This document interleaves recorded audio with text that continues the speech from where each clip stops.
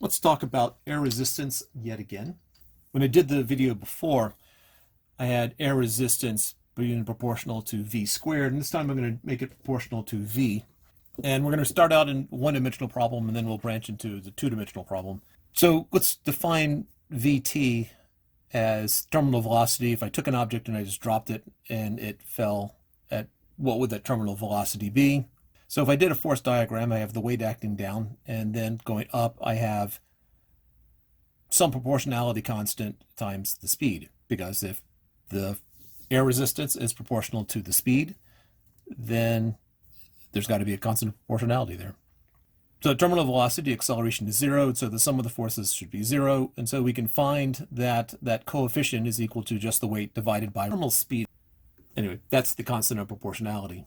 There's a different mathematical approach where you solve for v sub t and then keep c sub 1 in there until the end, but I'm going to do it a little bit differently, so this is the one that I'm going to be using.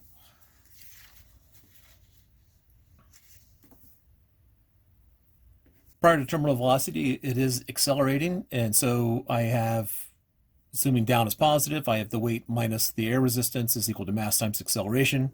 Now we plug in our value for c1 in terms of v sub t, and so we have mg minus mg over v sub t times the speed of whatever it happens to be is equal to mass times acceleration, or the first derivative of velocity with respect to time.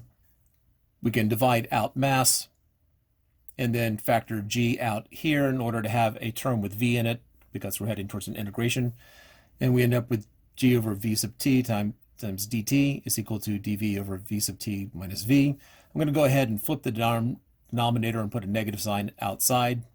And this step doesn't have to be done, just so long as you realize there's a minus sign that's going to show up. And the acceleration of gravity and the terminal speed are constant. Now, terminal speed is not constant as in it's the same value for every problem. It's specific to whatever object happens to be dropped, as well as several other factors, which I go into more detail on in the previous video. And so that's equal to the negative integral of dv over v minus v sub t. Integrate, we get a natural log out of this one, and here we just have this constant times time, plus another constant here. And so I choose c1 as the first constant I'm using, then c2, and then so on. I'm just going to keep changing the subscript on c for my constants. Then from here to here, I just multiply both sides by -1. And then using the powers of natural logarithms, I have v minus vt is equal to e raised to this bit right here. I'm using the power of exponents. I break this up into the two pieces. And this e to the negative c2 is just a different constant. I have some constant raised to another constant. And so that just becomes c3. And I still have the e to the negative g over vt times time. Again, I'm solving for v here, so I'm going to add vt to both sides. And now I figure out what that constant proportionality is using the idea that initially, when time is equal to 0, I just drop an object, and dropping implies that the initial velocity is 0. And so when time is 0, that becomes 1, and I'm left with just a c3 here. Plus vt is equal to 0, and so therefore my constant is just the negative of the terminal velocity. And so I can now write it like this, or factoring the v sub t out, the vertical velocity as a function of time is equal to that. And if I plotted it, you basically got a graph looking like that. Now, in a two-dimensional problem, I'm going to take an object, I'm going to launch it at some initial speed v sub 0 at some angle theta. And as it goes, I'm just going to take a look at that specific spot right there, where mg is going to be down no matter where the object is on the path, and f sub a is opposite the direction of velocity. And so we're going to solve this, even though we have this extra term in here, this extra force, which is going to make it more complicated. We are going to solve it by breaking it up into horizontal and vertical problems. So the position at any particular time is equal to x I hat plus y j hat, and I'm defining I hat and j hat like this in the traditional x-y coordinate system. So I have x, I have y. This is at the point xy, and those are my unit vectors. F is equal to ma, still a basic tenet. I have my two forces here, These are the two forces involved. I still have the vector symbols over it, and that's equal to m dv dt. I didn't have the vector symbols in the previous one, and I kept flipping back and forth between speed and velocity. We can get away with being a little bit looser if it was going in one direction. So velocity has components also, vx and vy. And then acceleration is just dv dt. So I'm basically taking the derivative of my velocity here, and I end up with vx dt I hat plus dvy dt j hat. And that's just a sub x I hat plus a sub y j hat. And force can be broken up into components as well. So this is nothing special here, other than I might not have used the g vector symbol before, because typically we just deal with g and then we think through the direction. All right, so now I then plug in what I have. That I know that the force is fx I hat plus fy j hat, which is mass times acceleration. I plug in my two forces here. I know that I have the two forces. I'm not paralleling with that. I'm paralleling with, I have two forces here. I've got negative mg j hat, and then I've got this negative c1 times the velocity is equal to mass times acceleration. And this is sort of the expanded form. I go ahead and distribute the c1. And so now I've got this on the left-hand side, that on the right-hand side, and the way that's balanced is that the coefficients of I hat must balance out with each other, and the same with the j hat. So looking at the I hat pieces on the left-hand side, I've got this, and on the right-hand side, I have that. So it just simplifies down into this. So I'm going to get in terms of acceleration first. So I'm getting dv dx all on one side. I do make the substitution for c1, and so it's negative mg over vt, as we had done earlier. And that's equal to mass times acceleration in the x direction, and then mass goes away, we can divide by it, and we're left with this. Looking at the j hat components, I have this on the left-hand side and that on the right-hand side. Again, making my substitution for c1, and we end up with, again, the masses canceling out, and so we have the acceleration in the y direction is just negative g times 1 plus vy over whatever vt is. Velocity in the y direction divided by this terminal speed.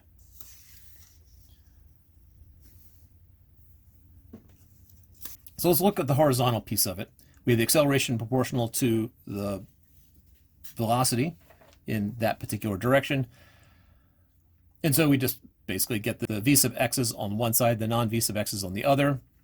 We integrate, and we end up with the natural log of v sub x is equal to negative g over v sub t times time, plus another constant, because I made these indefinite integrals.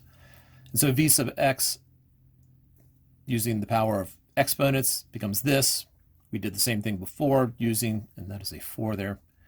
Using the power of exponents, we broke that up into the two pieces, and that's just another constant, c5. We established c5 by, at t is equal to 0, I know v sub x is whatever is the initial speed times the cosine of theta, and at time is equal to 0, that goes away, and that you're just left with a c5. And so v sub x as a function of time is equal to this equation right here. And we can take it one step further. We can come up with a formula for the position, and since velocity is the first derivative of position with respect to time, we set that equal to dx dt, and we come out with dx is equal to that times dt. I have no expression with an x in it, so x is all by itself. I integrate both sides, and I'm just left with x is equal to, this is all constant, so that just stays there, and then I have to integrate this exponential. And so that exponential piece stays the same, and I just divide by this coefficient of t plus c6, because again, I did an indefinite integral, and that's going to be equal to the negative, if I deal with that fraction, negative et vo cosine theta over g times e to the negative g over v sub t times time, plus this constant.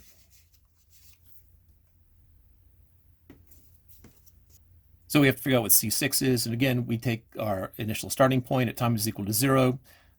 We have to establish 0 somewhere, so we're establishing the origin is the starting point. And so when you plug in time is equal to 0, we'd end up having an e raised to 0, which is just 1, so we're left with this negative piece here plus c6, and therefore c6 must be equal to that. We come out with an equation for the position with respect to time in the x direction, And that's just VT/VO cosine theta over G times 1 minus that exponential that we keep seeing again and again. So let's actually check to see if this makes sense. We plug in 0. So when t is equal to 0, the second term here becomes 1. And so I get 1 minus 1, which is 0. So yeah, that better have checked out because we defined C6 so that it works. And then to go in the other direction to figure out after a short amount of time and after a large amount of time, we do need to use the Maclaurin series, Maclaurin expansion for e to the x. And so I wrote recall here because some of you will have seen this before. So it's for those who recall, for those who have not seen it, you will eventually in math. But you have e to the x is equal to x to the 0 over 0 factorial plus x to the first over 1 factorial plus x squared over 2 factorial and so on. Which the first term is just 1, the second term is just x, and then we have those. If it's e to the negative x, that just means we're putting a negative x wherever there's an x. And so all the even powers, the negatives go away. So you're left with 1 minus x plus x squared over 2 minus x3 over 6. And again, that 6 comes from 3 factorial. That 2 comes from 2 factorial. 1 factorial is 1, and so on. So if I plug in the exponent that we actually have, then we get 1 minus g times time over v sub t plus 1/2, that 2 creates the 1/2, times that bit squared minus 1/6 times that bit cubed, and so on. So if gt over v sub t is much less than 1, then these terms that are squared or cubed or to the fourth become much less significant. And so depending upon how far you want to take it, what kind of approximation you want to use, we end up with that this e to the negative g over v sub t times time is approximately equal to 1 minus this right here. At some point you stop. And so at some point we are going to stop there, and at other points we're going to stop there. Just because the answer we want to get. Now the implication here is that if g times time over v sub t is much less than 1, if we multiply both sides by vt and divide by g, we end up with time is much less than vt over g. So we're talking about small times here, and then we'll also look at the other way where t is much bigger than vt over g, but that's for later. So the position is equal to VT/VO cosine theta over g times that. This is what we had before. We're going to take a look at if t is much less than v2 over g. So in other words, it's not in the air very long. Then x sub t, well, this bit right here we're going to approximate as that. That was what we had just done. And so we end up with 1 minus gt over v sub t. And the 1's cancel out, and I'm left with this. And the g's cancel out, the v sub t cancels out, and I'm left with just v0 cosine theta times time. And this is the non-air resistant solution. So it's not in the air very long. It's not starting out with a lot of speed. It's going to, basically, air resistance is not playing a significant factor. At the other extreme, if it's in the air for a long time, that means it's being launched at a much higher speed. And so if we're letting time become huge, then my e to the negative time times this coefficient, well, this whole term here goes to 0. And so I'm left with my v sub t, v sub naught cosine theta over g times 1, which is just that, which is basically the effective range. So if I know what the terminal velocity is, or terminal speed, and I have an initial launch at some speed v sub naught and some angle theta, divided by the acceleration due to gravity, I have an idea of how far the object's going to go. And conversely, you could actually find terminal speed this way without actually having to drop it.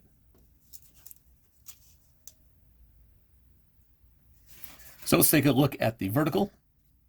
So when we last left off with a couple pages earlier, we had dvy dt is equal to negative g times the quantity 1 plus vy over vt. I'm going to go ahead and factor 1 over vt out, and I'm left with this. And so now I have my term that I'll divide by, and I'll bring dt over to the other side, and I now get to this point. Integrate, again, I get a natural log, and that's equal to negative g over vt times time plus another constant. Go through the same exercise where I do e raised to this as its exponent. I break this up into its two pieces here. I have a new constant, which I'm now calling C8. And then I figure out what that constant is by setting at time is equal to 0. I know my initial vertical speed is v0 sine theta, and that should just be equal to C8 minus v sub t, because again, t is 0, so the exponential term here becomes 1. And so C8 is v sine theta plus vt. In other words, add vt to both sides. So I can plug that in, and just at this point, it's just a matter of what form do I want my final formula in. I plug in my coefficient and distribute, and then combine the VTs. I think I do it several different ways later on, but these are just different forms of the exact same thing. So I now have a formula for the vertical component of the velocity. And as before, let's do a quick check here. I got my formula. This is just a rewrite of what I just had on the other page. At time is equal to 0, I get v0 sine theta. Good, because I defined C8 so that it worked that way. And as time goes to infinity, I end up with negative v sub t. The negative means that it's falling at that point, and terminal velocities, well, that better be how fast that thing's going at that point. Finding the value of the position with respect to time, I set my formula of Vy equal to dy dt equal to dy dt. Plug in my value for v sub y, integrate, and I have three terms here, and I'll integrate each one separately. Here we have the exponential integrated. We've done that before. Here I just have some constant times time, and then again an exponential plus another constant. Do a little bit of simplification. Give you a moment to pause it if you need to. So time is equal to 0, y is equal to 0, because we're defining our origin to be that launch point, and you just plug and chug, and you end up with a value for C9 being v sub t squared over g plus v sub t times v sub naught sine theta over g. You put this back into the equation that we had just had, well, the one more generalized one on the other page, and then I just combined the terms which had v sub t, v sub naught sine theta over g, and I'm given this, and then combine the terms that had the vt squared over g. Again, the one piece here is coming from our value of C9. And then I have two components here with I have two terms with the same factor, and so I can factor that out. I also brought there's a vt over g that's common to both of these. And so that factors into this, and I've got this negative v sub t times time. And let's see if that makes any sense. So if it's not in the air for a long time, in other words, that time times this constant is much less than 1, or t is much less than v sub t over g, then this can be approximated by this term. I'm going out another term on this approximation just because I know where I want the answer to be. And so the position at that particular point, a little plug and chug. This is the substitution for the exponential. The ones cancel out. I'm left with this. I go ahead and distribute this v sub t over g in the second factor here. And so that's why this looks a little bit different. And then I FOIL. And don't forget to tack on this minus vtt. Now, when I do this, the v sub t's cancel out. So I'm now left with three terms here. This middle term here, though, is actually insignificant because I know that g times time over v sub t is much less than 1. Well, I've got g over vt times, I can take one of these times out. So this is some value of time, which is small to begin with, times something even smaller. And so this term becomes insignificant. And what we're left with in the end is v0 sine theta times time minus 1/2 gt squared. And again, that's the no air resistance solution. Now, still sticking with that assumption of how short time is, we're looking, and that was the formula we just derived. The time to reach the initial height, in other words, what's generally considered the range formula. So when is y equal to 0? Well, it's equal to 0 when time is equal to 0. And then the other solution, plug in 0 there, solve for time. We get 2v sub naught sine theta over g. And then for the distance traveled is, we had this formula from before when we had making that assumption. So the horizontal displacement will be v naught cosine theta times time, which we just found, and we end up with the standard non-air resistance range formula. Now I do have delta y is equal to 0 here. This is if we had chosen the initial height to be something other than 0. So that's why I could get away with just a y here and a delta y here. Let's take the other extreme with time. Time is much bigger than v sub t over g. We have our exponential term here going off to 0. So we end up with this. So these are all constants because v sub naught and theta are based upon the initial conditions. G is based upon where you are on the planet or whichever planet. And then v sub t is dependent upon the object itself and the density of the air and other factors like that. So in other words, my position is described by a linear function. I have a constant plus a linear term. Therefore, acceleration is 0, which makes sense because if we're dealing with a large amount of time, we should have hit some sort of terminal speed. The time it takes to reach the initial height, in other words, delta y is 0, is, well, we take our formula for position, we set it equal to 0, and we solve for time. In other words, take v sub t times time to the other side, divide by this terminal speed, and the terminal speed cancels out. What we're left with is time is equal to v naught sine theta plus v sub t over g. Now we know that time is much greater than v sub t over g. So if we multiply both sides by g here, we then have v naught sine theta plus v sub t is much greater than v sub t, which implies heavily that v sub naught sine theta is much larger than v sub t. Therefore, looking at our time, this v naught sine theta, since it's much larger than v sub t, that v sub t becomes insignificant pretty quickly. And so we're left with v sub naught sine theta over g. However, if I want to know what the range is, well, we already discovered that one. It's actually time independent, so we didn't need to do all that. But we have a range there. Because my range is relatively constant, that means it's not going any farther away, so the object's pretty much traveling straight down. So the conclusion is that if time is short, then air resistance does not have much of an effect. If time is big, then one, the initial vertical velocity is much greater than the initial speed, but also air resistance has a considerable effect. So we really don't worry about air resistance until the time is roughly equal to Vt over g. There you have it.